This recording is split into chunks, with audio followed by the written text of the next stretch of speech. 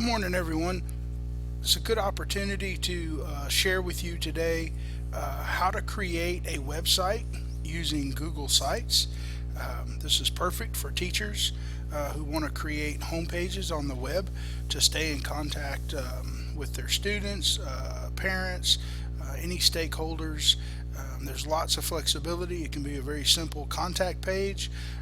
If you teach older students, middle school and high school, you could create resources to supplement, say, your Google Sites, not Google Sites, but supplement Google Classroom.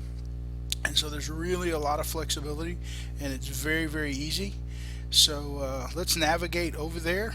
I'll get rid of this title page, and you can get to sites just by anywhere on Google that has the array box. So you could do that from your calendar, you could do that from your Gmail, and it's very simply clicking on the array, going down to sites, and your screen may not look exactly like this. I'm currently working on 3 websites, so they come up right here. Yours may be blank if you haven't created any yet, and all you have to do is come over here and click the create button to start your very first web page. And it brings up some choices for us. We can either use a blank template or we can browse the gallery. Google has just hundreds upon hundreds of templates. And a caution about templates, they seem pretty easy to use because they're already set up for you. However, I would encourage you to create a blank template your first time out, because then you get to make it exactly what you want. Might be a good idea to browse the templates to kind of shop around and see what kind of things you would like to include in your website. So you can search, or you can just click on we're doing schools and education, and so I just get website after website after website about templates for classrooms, okay? And some of them are by content, some of them are portfolios for kids, some of them are sample sites for different high school classes, but it just keeps loading and loading and loading. So you might take a look at those and see what kinds of things you like that you want to put in yours. But I really would encourage you, for the first time out, to maybe create your own site, because it's very hard to move things around once you pick templates. You really have to stay within the confines of the actual template. So you can click on any one of these and it will take you to that site, and then what you want to do is load the gadget. As long as you don't click select, you're fine.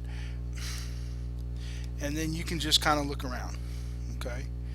And if you don't want to use that template and you're through looking, it's as simple as clicking out right here, and you're just going to go back to gallery, and if you want to go all the way back out, we're just going to click cancel, and now we're back here. So if I click blank template, which you see is already highlighted, you can name your site, and it might be 7th grade history, it might be 8th grade algebra, or it might be Mr. Martin's algebra class.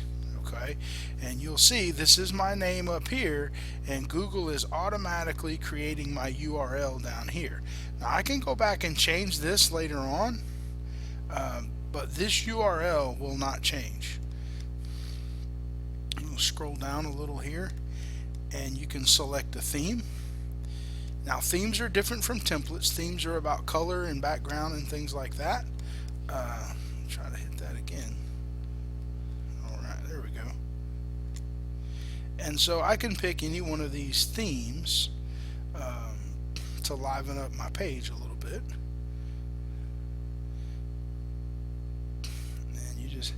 It's kind of a personal choice. You just pick something that you like. I'm going to pick schoolhouse. And then the last thing is more options. I'm going to click to open up an opportunity to create categories or label my website with categories. For example, I might name the school.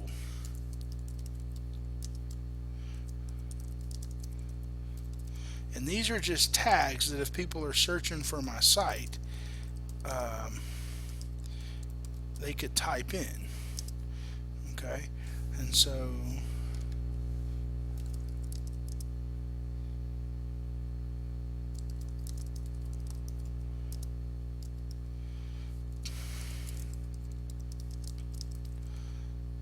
and of course the description is just that, the description. And then all I'm going to do is click create, and it may take a few moments depending on your network.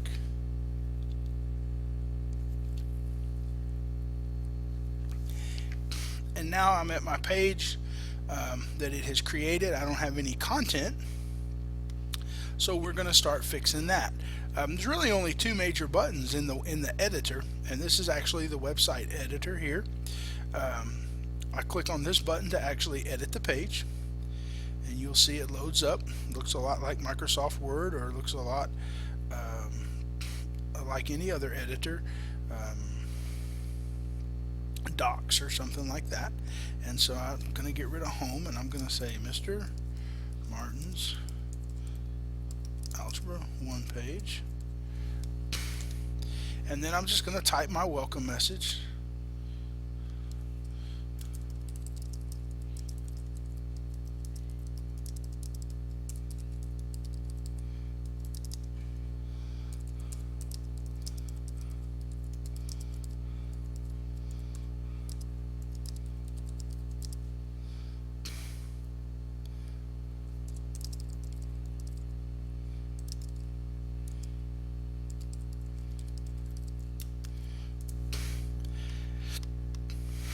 And I'm always going to click save.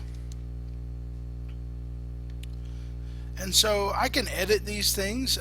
If I want to go back to edit page, I can change the size, the font. You're familiar with all of these buttons up here. They work just like everything else, all your other programs. One really quick handy button that you might want to check out is this button right here. It will remove the formatting. So say for example that this is highlighted like that, and I've cut and pasted this in from another page. I can just remove that formatting, and it goes back to a normal font. Notice it also changed the size too, so I need to put that back. So that's kind of handy if you're cutting and pasting. Make sure to follow all copyrights from other sites. And then say I wanted to add a page. Again, I'm going to click save. Say I wanted to add a page. I just come over here and click create page, and maybe I need a calendar page, so I'm just going to say calendar. I'm going to put it at the top level so that it's on the sidebar on the side, that it's equal with the home page.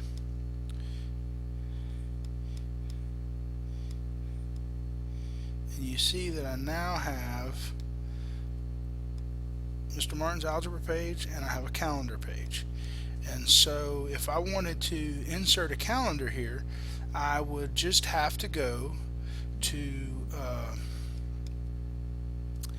insert, and I'm going to click on calendar. And these are all the calendars that I have saved under my personal Google Calendar. And so I think what I'll do is I'm going to pick coming events, and now it's asking me how do I want that calendar to look inside my page. So I'm going to leave it at the month. If I leave this empty, it will be full size. If you want about half a calendar, you can put 400, and you can just play with that. In Houston, Texas, we always pick the Chicago time zone, so it's going to be Central Time, Chicago. it's titled Coming Events, and I click Save.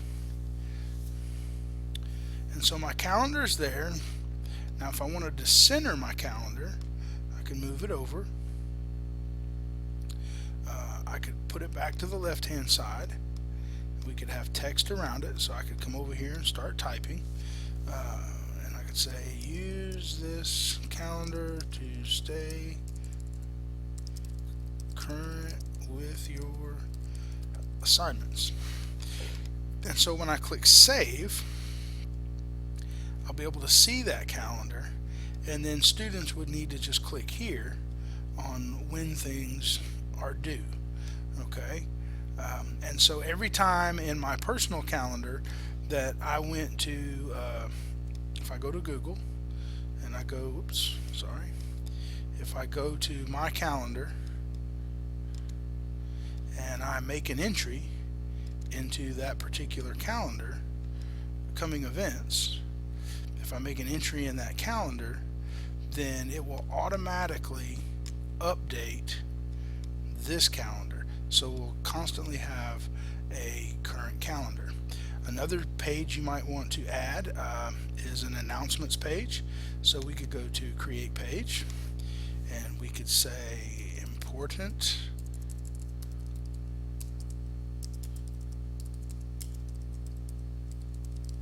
announcements. And we're going to change this up a little bit. Google gives us some templates. They have web pages, announcements, lists, and file cabinets. So we're going to change this to announcements. And it just kind of changes the function of the website a little bit. And it's already created all of this for us. And so now I'm going to click New Post. And I'm going to say Posting Rules. All of the rules that apply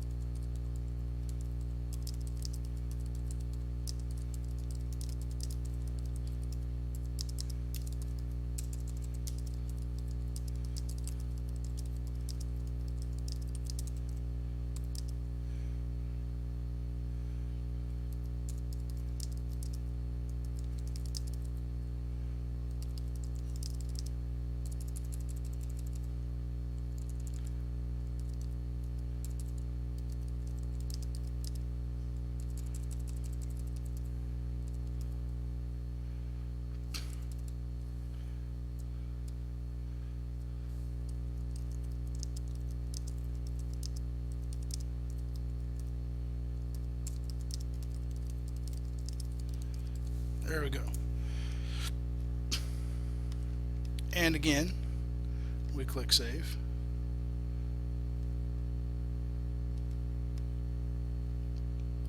And our first comment has been posted. Excellent feature if you're trying to keep current or you have an announcement for your class. You can also go out to gadgets. It's a little bit of an advanced feature, but you can actually go out, and if you are a Remind 101 person, they have a gadget on their website that you can actually embed into your website so that all of your Remind notes go directly to your website. So I'm going to create one other page. You're kind of starting to get the idea here. And I'm just going to say contact information, and we're going to make that a web page.